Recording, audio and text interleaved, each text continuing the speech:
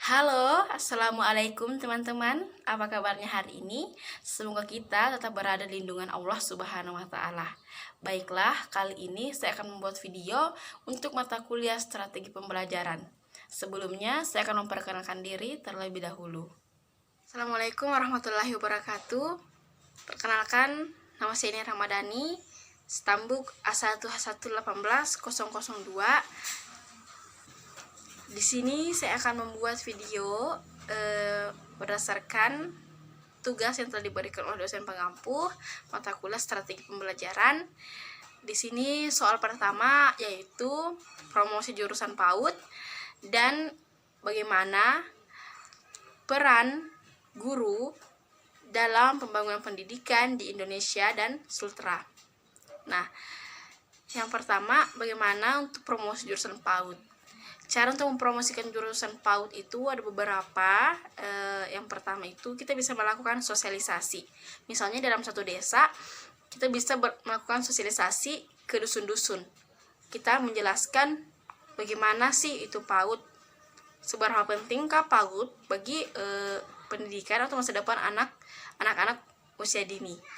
Sehingga masyarakat bisa lebih dekat atau mengenal bagaimana sebenarnya sekolah PAUD itu. Kemudian yang kedua, kita bisa melakukan dengan melakukan penyebaran selebaran kepada masyarakat, pamflet atau membuat baliho bagaimana kita ingin menerima, bagaimana kita mau menerima peserta didik. Nah, selanjutnya bagaimana cara kita mempromosi itu, kita sebagai guru atau orang-orang yang berada di dalam PAUD itu, kita harus memberikan contoh yang baik kepada masyarakat sehingga dia tidak ragu lagi untuk ternyata PAUD itu bagus, dan kita bisa memberikan contoh agar masyarakat itu tidak kemudian pastinya untuk promosi jurusan PAUD sendiri kita bisa bekerja sama dengan masyarakat sekitar, kemudian pemerintah yang ada di daerah tersebut agar penyebaran tentang PAUD itu lebih luas lagi. Kemudian beberapa peran dari guru itu, yang pertama guru sebagai pengajar. Nah, di sini guru sebagai pengajar yaitu memberikan materi kepada peserta didik, memberikan arahan berdasarkan dengan kurikulum yang telah ditetapkan, kurikulum yang berlaku pada saat itu. Kemudian yang kedua, guru sebagai guru berperan untuk membelajarkan anak, di mana guru juga sebagai fasilitator, di mana guru memberikan kesempatan kepada anak untuk mengeluarkan pendapat dan mengeluarkan pengalaman yang telah anak lalui. Dan yang ketiga, guru sebagai evaluator, di mana guru sebagai evaluator yaitu evaluasi itu adalah memberikan penilaian terhadap hasil belajar anak yang telah dia tempuh. Nah, evaluator ini penting bagaimana guru melihat bagaimana perkembangan anak dari beberapa tahap. Nah, dari evaluasi ini muncullah nanti suatu nilai atau hasil dari proses pembelajaran anak yang telah dilakukan. Yang keempat, guru sebagai komunikator, di mana komunikasi sangat penting bagi guru untuk menjelaskan atau memaparkan suatu materi kepada anak didiknya, sehingga penjelasan yang diberikan oleh guru itu tersampaikan dengan baik kepada peserta didiknya. Kemudian yang kelima adalah guru berperan sebagai administrator, di mana guru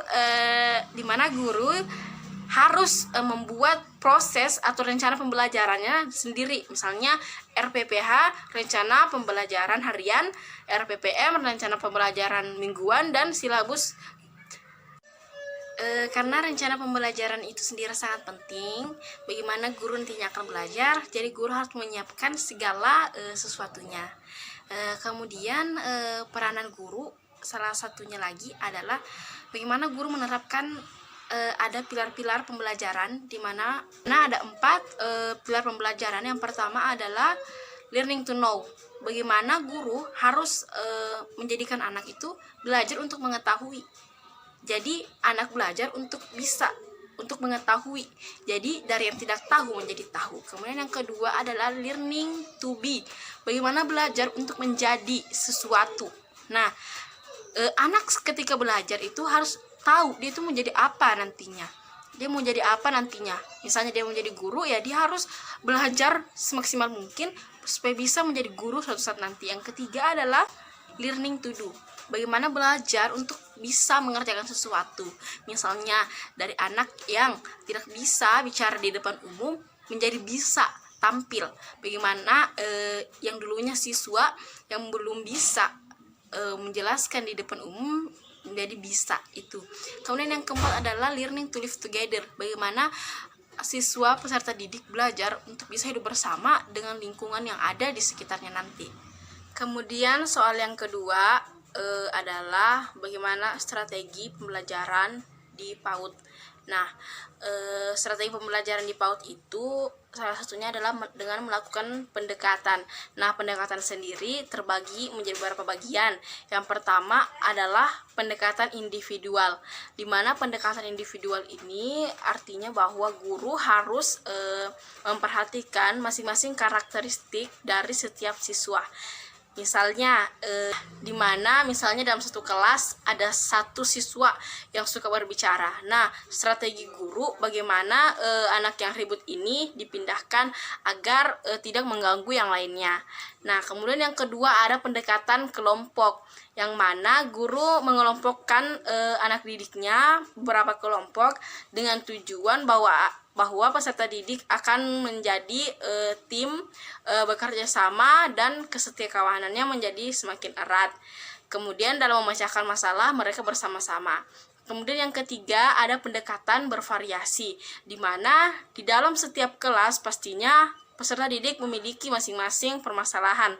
Misalnya dalam pendekatan ini guru menyelesaikan permasalahan muridnya dengan bervariasi dengan masing-masing permasalahan. Kemudian yang keempat ada pendekatan keagamaan, di mana dalam setiap penjelasan atau ketika guru memberikan materi, guru menyelipkan atau mengikutkan pembahasan agama di dalamnya. Misalnya guru menjelaskan tema hewan, misalnya tema hewan ayam. Nah, guru menjelaskan ciri-ciri ayam, makanan ayam dan sebagainya. Nah, guru akan mengikutkan bagaimana ayam diciptakan. Nah, dan siapa penciptanya? Penciptanya sendiri adalah Tuhan. Seperti itu. Kemudian yang kelima adalah pendekatan kebermaknaan, di mana guru setiap kelasnya, setiap individu itu harus memaknai apa yang diinginkan oleh masing-masing peserta didik agar tidak terjadinya kecekcokan dalam suatu kelas. Halo, perkenalkan, nama adik siapa? Siti Fatimah Zahra. Kalau nama panggilannya siapa? Fatimah. Oh, adik sekolahnya di mana? Di TK Anissa. Oh, di TK Anissa itu berapa gurunya?